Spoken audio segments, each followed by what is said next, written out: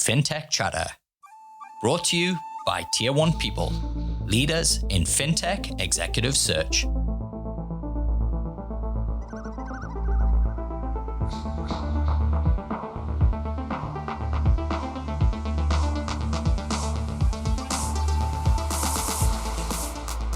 Welcome to Fintech Chatter Podcast, the show where I connect with fintech leaders for a bit of a chat. I'm your host, Dexter Cousins, and in 2022, we're showcasing Australia's next wave of fintech entrepreneurs.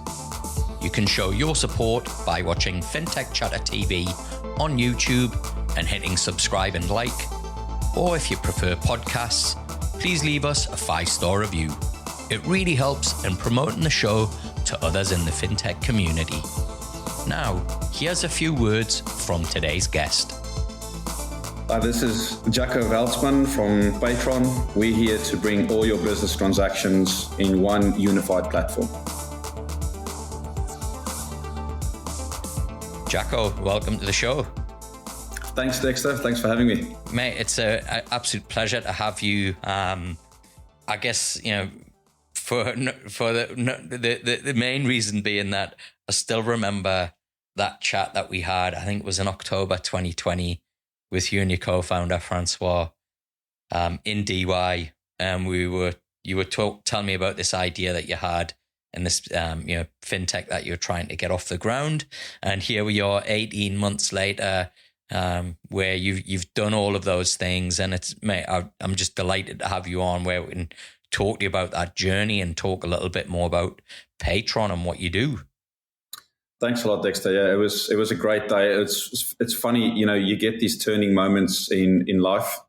That's one of those meetings that I recall extremely well. I remember where we sat. I remember what we had. It was one of those weird meetings where you kind of felt like, this is one of those turning points.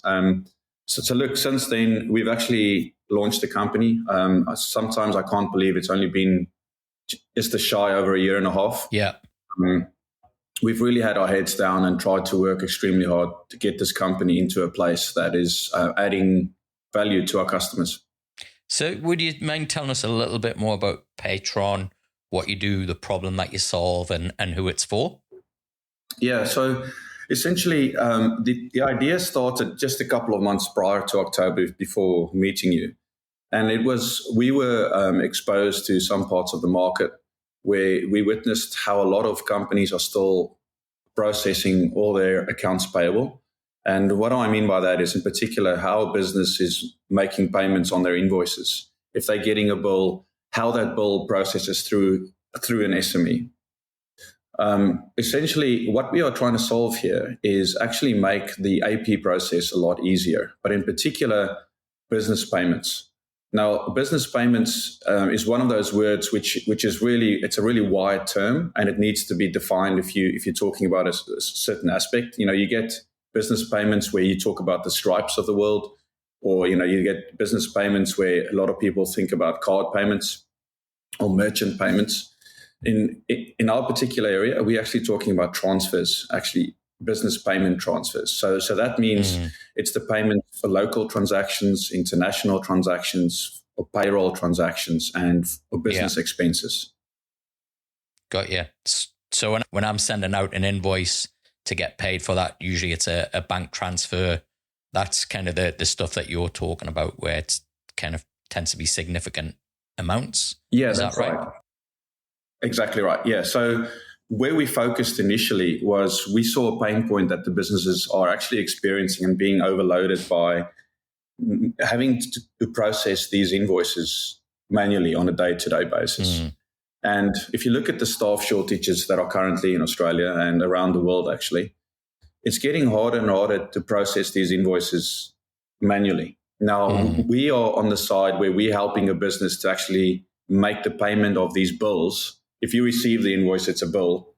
And if you have to process it manually, we're trying to make that a lot easier. Yeah. So that's where the idea started, but it's expanded a lot since then, actually more to the feedback of our customers that have asked for more and more features around this. Right. So what are some of the kind of features that you've now kind of brought into the product from that initial chat that you and I had and Francois? Yeah, so in particular, what we've discovered is that there's a really good way how you can automate how these bills flow through a business. So in particular, we have connected to the accounting systems. Now, it's not just a normal integration. A lot of people are integrating, but they have a distinct point where they only upload or download something which you call a bank feed. Yeah. Now, we've got one step further into Xero, and we've got one step further into MYOB Advanced. Where what we do is we actually pull the bills directly, but then do the reconciliation in the back end after the payment has been made. Right. So our system really takes care of that full end-to-end process. But what we've also then done is we've connected a company's bank account to this particular area. Right. And that makes the actual payment and the flow of funds a lot. Right. There's been a lot recently, over the last couple of years, particularly around fraud, around small businesses and significant amounts where people have lost. Is this something that helps on that side as well? Oh, for sure. I mean, this is probably one area that we've added a lot of value to our community.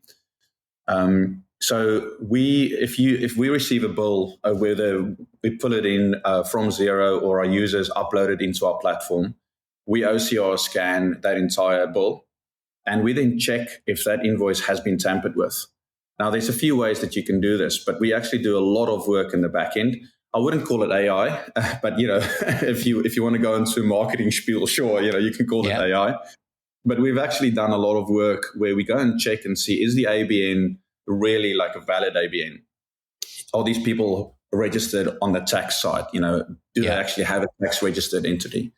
Now, what we found is there's quite a lot of these invoices that actually change.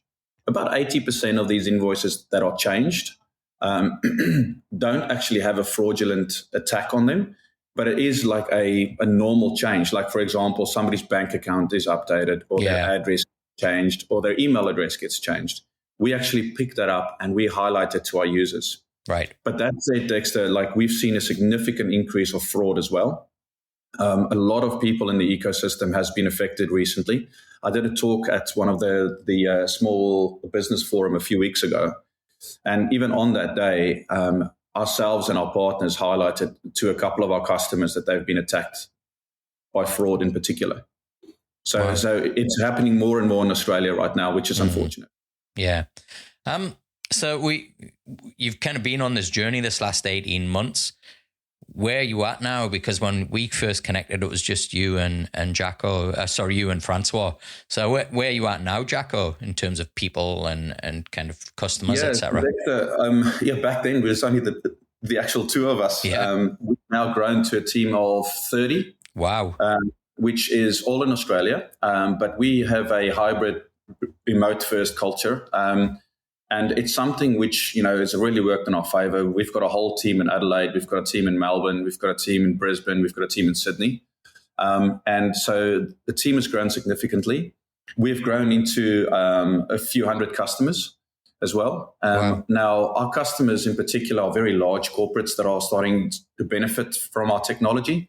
We initially thought it's just for small business. But one thing we've learned, Dexter, is as a company gets bigger, the only thing that happens is all their problems get bigger as well. Yeah. And they try and solve this by throwing more staff at it. And it's not always the answer. Sometimes you have to incorporate technology to kind of solve these problems. Yeah. So our business really has grown into these upper echelon of these systems. And we're starting to reach into the E space as well now.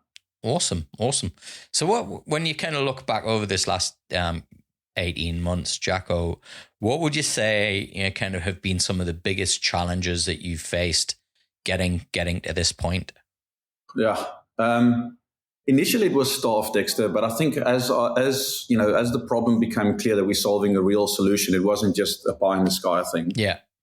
Staffing hires has become a lot easier for us. Right. So that challenge is overcome.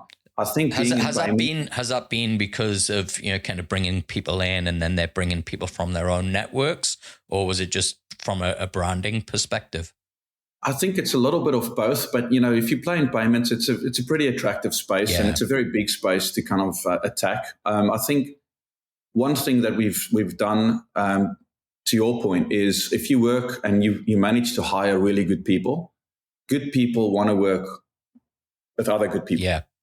And it tends to have a snowball effect, Yeah. right? So I would rather, I'd be very careful. And, if you pick the kind of headhunters or recruiters really well, they can introduce you to some really good people. And I think in that case, in the business that you're in, it's particularly important to find somebody that you trust and to find somebody really good that can point you to that first hire and that second hire.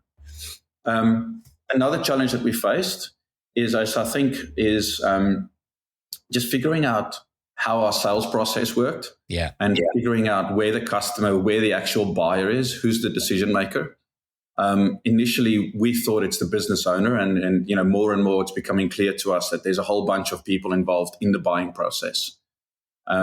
So that was important. And I think that the third thing that we struggled with is our initial product was, if I look back, really bad. I didn't want to say anything. Our initial product was really bad. But what's important, I think, is if you are willing to let your ego go and you listen, to a customer's feedback. The answer really is in the interview of the customers. The customers will really tell you where the real pain point is, and it's finding out how do you solve a real pain point instead of just building something cool. Yeah. I guess, you haven't talked there about raising capital. Has that been something that you've found has been challenging? You know what? It's not been challenging. We actually were found by our first investors from Europe as well, and also by Australian investors. We actually approached them after the Europeans approached us. We've got some great investors on our board in Australia and in Europe. And when we went to market, we actually did a raise earlier this year, which we didn't announce to the market at all. We tried to kind of just, move on things. I didn't see the point of trying to make a big hoo-ha about raising capital. Yeah. I think the real thing is about adding value. Raising capital is not really an accomplishment in itself, I think. So we managed to get some incredible people from the US as well, people from California that are on some really important, big businesses over there. We're pretty excited to have all of these investors on board. I would say in the current market, if I was to raise now, I would probably say it would probably be really challenging. Yeah. I don't know, but it's quite interesting. There's still massive demand. We have a whole bunch of investors at the moment that are reaching out to us even as I speak. If I speak to you, we've got about 9 or 10 people that are very keen to talk to us. So I think if you're solving a real problem, at the end of the day, I think you and I spoke about this offline as well. If you're adding real value and you're adding, you're trying to solve a real pain point, there's always going to be investors that are interested, right? You got hundreds of paying customers, which is a proof point. There's a real problem there to be solved as well. Yeah, exactly. But look, I mean, every small startup, every business is going through various pain points in their startup life. I would say, there is a lot of challenges and things that I haven't even talked about that are, small challenges that you have to overcome on like a daily basis. Yeah. You've been traveling quite a bit as well. So you were at Amsterdam for Money 2020. You've been to the UK recently. What's your kind of general, what's your sense as to the general mood out there globally in fintech? Is it all doom and gloom or is there... I'm surprised by a few of our businesses that were going B2C. Few of our competitors are starting to move into the infrastructure space. I found that really surprising. I think they're finding the actual sales process really tough. Yeah. In speaking to some of them on the ground at, the conferences, I was very surprised at the point in time to actually see them saying they're going to go after infrastructure. But I didn't find like a doom and gloom at all. Right. I find Europe and UK really positive, and I think a lot of people are still very much upbeat. Yeah. That said, I did start to pick up from a few investors in Australia. I feel that because our market is so heavily aligned to a couple areas of tech that are still new and still up and coming, I find Australia to be much more doom and gloom than a lot of the rest of the world. I think there's still certain areas in the rest of the world that are only starting now to kind of migrate over. And if you look at Europe, Dexter, we've had to deal with like a couple of our partners over there. Their banking system, as advanced as they are, is still very far behind in a lot of aspects. So there's a lot of room for improvement there. And I think that people can still see that room for improvement still happening. Yeah. It's interesting that you talk about the kind of pivot to infrastructure, because I actually seen this probably going back 2015, 2016, and it happened with SaaS, where you had, because of the App Store, you had this kind of wave of productivity apps that you would have probably had lots of them on your phone that were using the freemium model. And I think it was then there was a little bit of heat, and VC very much gave it, okay, we need to start seeing revenue now. And we started to see then, there were kind of three outcomes. One was, they'd pivot to the B2B model and look to go kind of corporate and enterprise. They get acquired by Microsoft, and they would just, put the app into, the Microsoft platform or whatever, or Google, or they would just go out of business. And I kind of see, I think for fintech, we're kind of facing that same dilemma right now. And it's, it's just a natural outcome of when things start to get tight. We're not all, we're not seeing massive stimulus. There's kind of headwinds there that I think, you have to then buckle down and really kind of show that this is a real business. And the innovation piece, kind of goes on the back burner, and it's very much around how do we just start to make this thing generate some money. Absolutely. I mean, I think, there's a point in time where you have to move back to what we like to call a real economy. Yeah. And it's going back and saying, like, what are we actually doing? Are we just a bunch of people building a couple of solutions that we hope to get into people's hands? Or is this actually something that is going to add value and, adding significant amount that you can charge for it?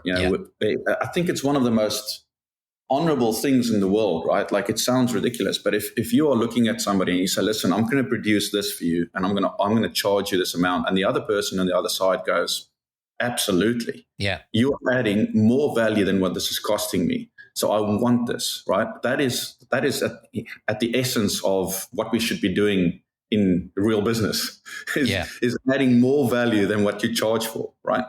Yeah, absolutely. Look, one of the real encouraging things, I think, as I've done the podcast this year, Jaco, and started to talk a lot more to earlier stage startups like yourself, has been, I think, this view where there's been very many different approaches to getting the business off the ground, but everybody seems to have focused on getting a product into the hands of customers as early as possible with as little capital or investment as possible as well. What would you say have been the benefits for you of taking that approach versus, and I remember that conversation, right? A lot of the advice that I gave you was probably contradictory to a lot of stuff that you were hearing from other people. But it was mainly because you could see that what was happening was this approach of just going and raising a lot of money and spending all your time raising capital and never building something. It's cool if the tap's never going to get turned off, but at some point the tap gets turned off.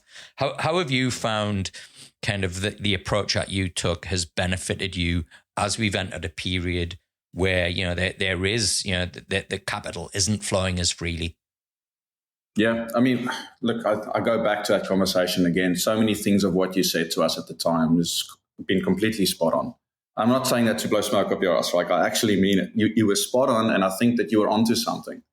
I think to a specific degree there, if you looked at just raising capital for a period of time was, I wouldn't call easy, but if you had something, it wasn't as hard as what it used to be.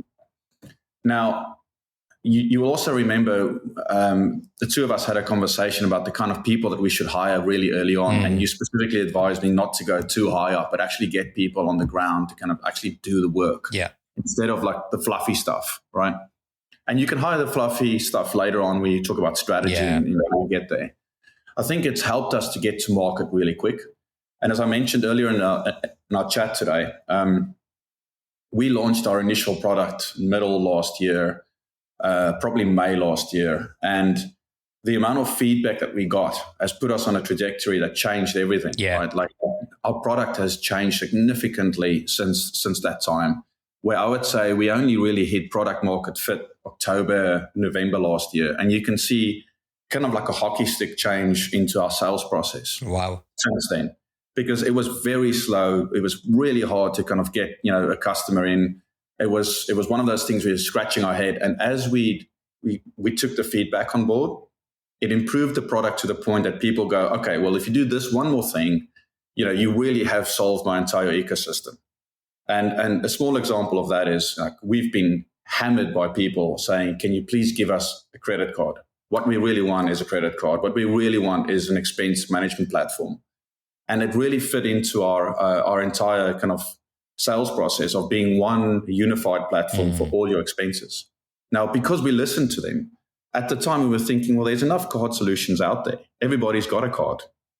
And we turned out to be wrong. What people now want is going back to having things in a unified place where you can have an overview of your company expenses instead of having these multitude of apps all over the place. Yeah. Awesome.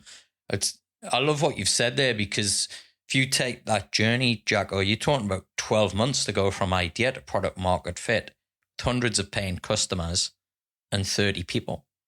I mean, that's kind of that's kind of unheard of, right? Like things don't normally happen that fast. What would you say are kind of some of the things that have helped you, other than kind of getting listening to customers? What have been some of the other things that have helped you really move that quickly along the journey? It's been people, Dexter. Like it is a cliche, and I realize it is, and I wish it wasn't, because there's so much truth in it, right? It's not me and Francois anymore, right? Like the thing that's changed since you and I spoke, like you kind of asked that question, it's the kind of people that we have on board. We've only just hired a marketing team recently, for example, but we've got a kick-ass marketing team, right? Yeah. Like a really good team, and they've only started a month ago. So we've done this without a marketing team, and I'm excited to see what our marketing team can do. And if you look at the kind of people that are kind of involved, there's people that work the same effort as me and Francois because they really want to solve the problem. They're passionate and they're really proud about the work that they do. And we've never had to kind of crack a whip or kind of be extremely strict and say, listen, we have to do this or have to do that. These people have this inherent, like, real passion to kind of help other people, and they care about the customer. And for them, those two things together, if you hire the right people, it really comes down to kind of, you don't have to say much, like people will get out of their way. So me and Francois really are just trying to get out of our people's way at this stage.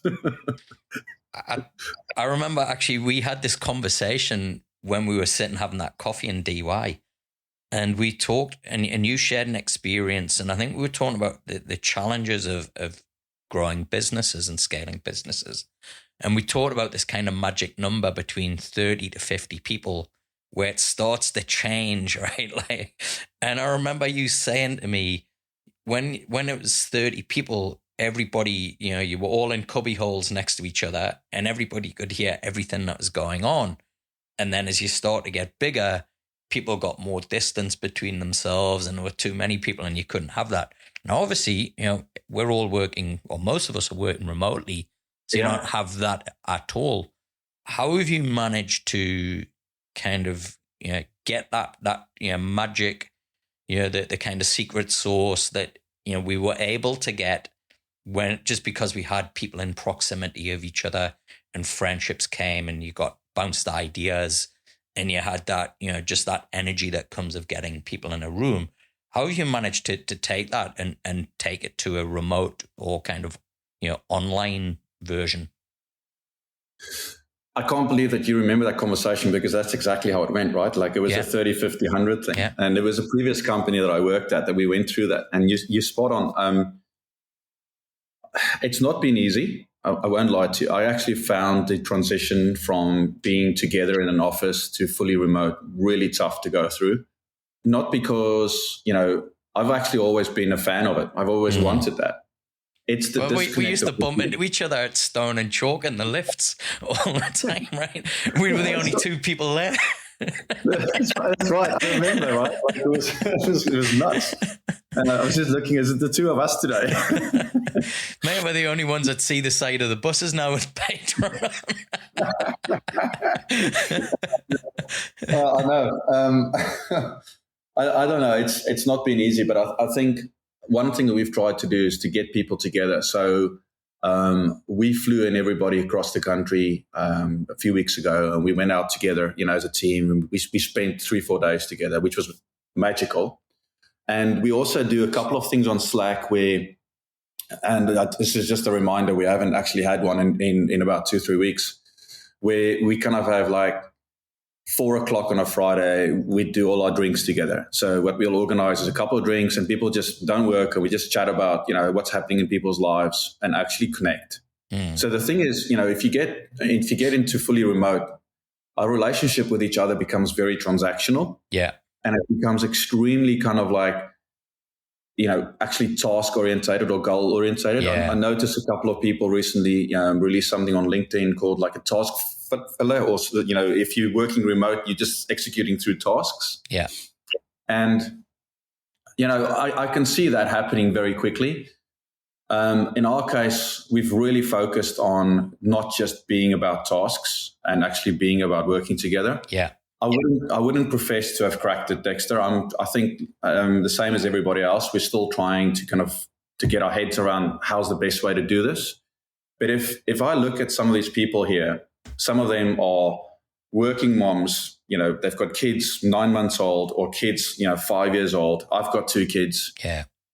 If you look at all the challenges, those are some of the most hardworking people in our business. Right, are the ones that need to be able to kind of have flexibility. They won't peep about having to finish work after 8:00 at night. I don't have to say anything. They just finish it. Yeah. Right?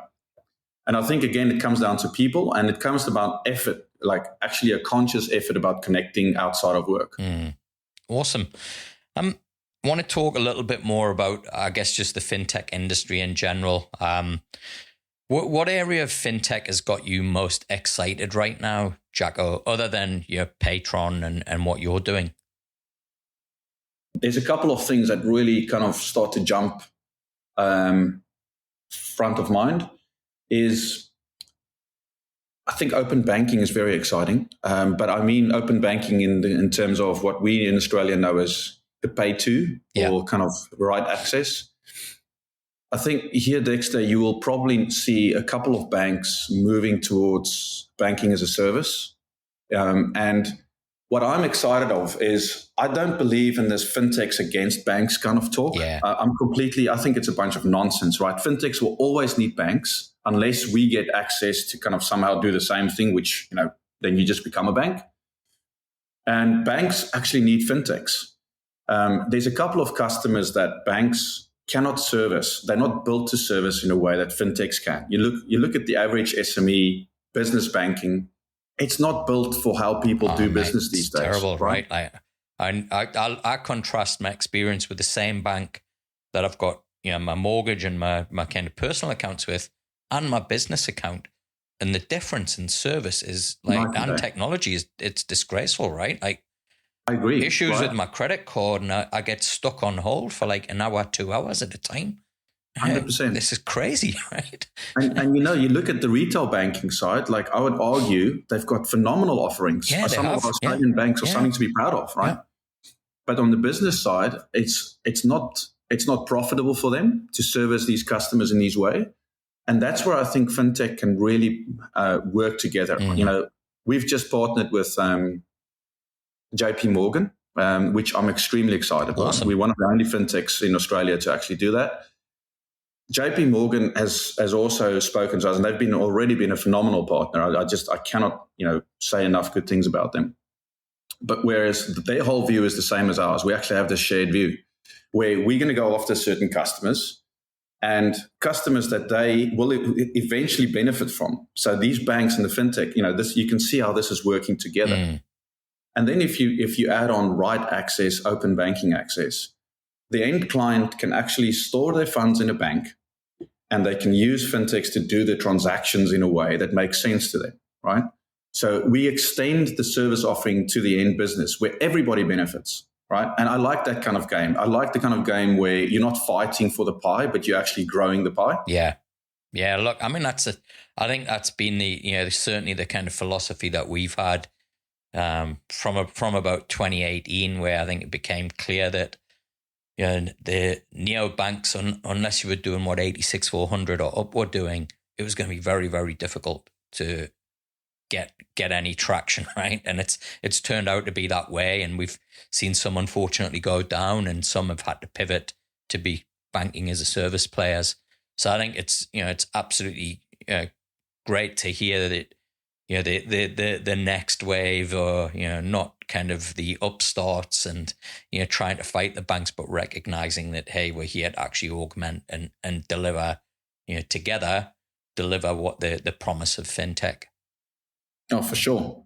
I mean, I think that's the real thing. I would say on top of that, I am interested, and we're watching the space really closely as to what's happening when the crypto wave will hit business. I don't think we're there yet. I don't think that the use case is there yet. There's a couple of nice examples and cool things people are working on. But I'm keeping a close eye on, when that comes to business, and we'll be there, if the right time comes. But I'm more, I think at the end, Dexter, as you alluded to earlier in this chat, we have to get back to kind of, actually adding value instead of just working about pie in the sky kind of stuff. Yeah. And every part of this ecosystem, crypto, whether it's crypto or fintech or banks or whatever it is, it will play out. It will just take time to kind of find the right use case, right? Obviously, the crypto world's gone through a bit of turmoil at the moment. We've seen certainly in the DeFi space, things that are very reminiscent to me of what we've seen in 2008 and the GFC. What are your kind of sentiments or thoughts around where the crypto space has to go in order for us to see mass adoption? Look, I think there's still a couple of hurdles to overcome here. It's actually, there's no way around this but working together. I think if the crypto space, is also guilty of it, the same way as the banks, like everybody's like, no, I'm not going to work on the other side. Yeah. Eventually we'll find a use case that needs solving, that can be solved by crypto. It's not a hammer that you need to walk around trying to hit every nail and just, trying to find the next nail to hit. It needs to have a real world problem. Definitely it will happen. There's some fascinating things that, some of our banking partners are involved with as well, that they've, really brought up a couple of these DeFi, let's call it funds. And there's some really exciting things happening. I don't know. I think it's going to take a little bit of time to kind of close out. And I don't think it will be end. Everybody's calling doomsday. That's normally a sign to start buying. Yeah, absolutely. Especially when it's dropped as much as it has. Jeez, I mean, I logged this morning. I just checked out of interest what's been happening. It's really bad out there. So yeah. Look, but it's there's a lot of tech stocks that have gone the same trajectory as well. So I think we're and this isn't financial advice, ASIC. we're not influencers, but I think it is a really interesting time, and I think we can't. But the time for kind of hubris, I think, is gone, and there needs to be a bit of humility and focusing back on, as you've said, creating value, rather than just kind of going off on fanciful ideas and promises of changing the world when. But I think the reality is, we're seeing a lot of it, is kind of, and this is what disappoints me, I think, ultimately is, the promise of crypto was in response to what we've seen in 2008. And what we're seeing right now is exactly the same problems, but now unregulated and completely kind of running wild. And there won't be any government intervention there to help people. So I think there's going to be I think it's going to be hard for DeFi to recover and crypto to recover from a reputation perspective, and it's going to take a number of years. And as you said, regulation, proper use cases, and the banks, and governments with some credibility and assurance around it to get confidence back into the space. But definitely, longer term, it's here to stay. No, for sure. I mean, I'm extremely bullish on the concept of it. Yeah. And like I said, there's a couple of projects that are really, that are actually taking our interest. But I think we all have to work together on that space, right? It's not going to be like a crypto only world. It's not going to be, it's called a banking only world or a fintech only world. It's all of these things working together to kind of solve real world problems. Yeah. So as we wrap up, what can we expect from Paytron in the next 12 months, Jaco? Yeah, so like I mentioned to Dexter earlier, like one of the most requested features we've had, and we've been fighting it. We've just been saying, no, we're not going to do it. We're never going to do cards. We're never going to do cards. And it looks like that problem is not solved in that sense. We are launching our cards. We've actually got a few beta customers up in June. One of the things that are very exciting is we'll be bringing a credit card to fintechs and to startups in particular. Awesome. One of the hardest things for startups to get is a credit card. We are solving that problem as we speak. We will be launching 1st of July. Our website right now doesn't reflect that, but we'll probably be up and running on the 1st of July. And at that point, we're going to bring a full expense management solution and a credit card to startups out there, where you can issue virtual cards and get cards as well.